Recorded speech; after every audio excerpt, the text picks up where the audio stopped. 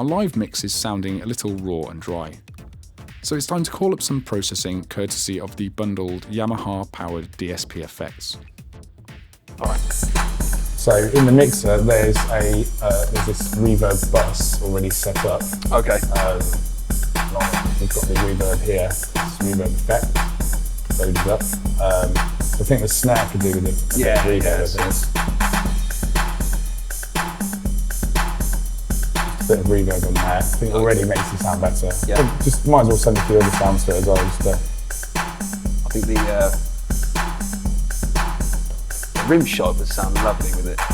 These all run in real time with ultra low latency, meaning we can monitor through this processing while saving precious computer power. You can try this a little bit on all the sounds. Yeah.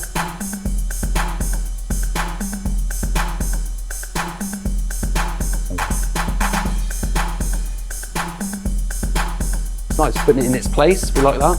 Yeah, I quite like the short setting as well. For drums, it's a little bit more, there's a bit of pre-delay on there as well. Right, should we get some bass involved? I'll do that. Let's get some synth bass going, okay. and then I'll try the other.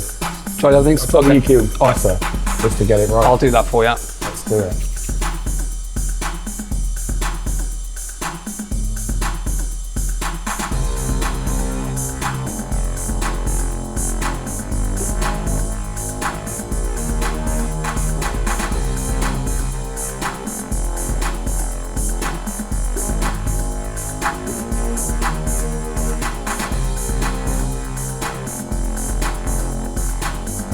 So I'm just going to roll a bit of bottom end out of the bass just to make it into the kick.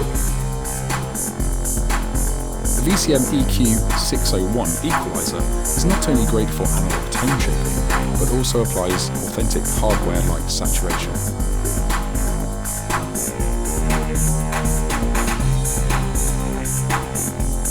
A little bump back in. Sounding nice and warm, that. Cool, I think I might compress it a bit just to kind of even out the...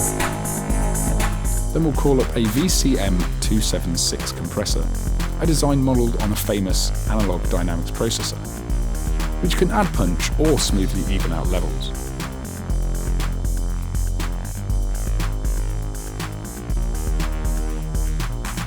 And we'll deploy the sweet spot morphing channel strip on the other inputs, and use combined EQ and compression to refine the overall mix.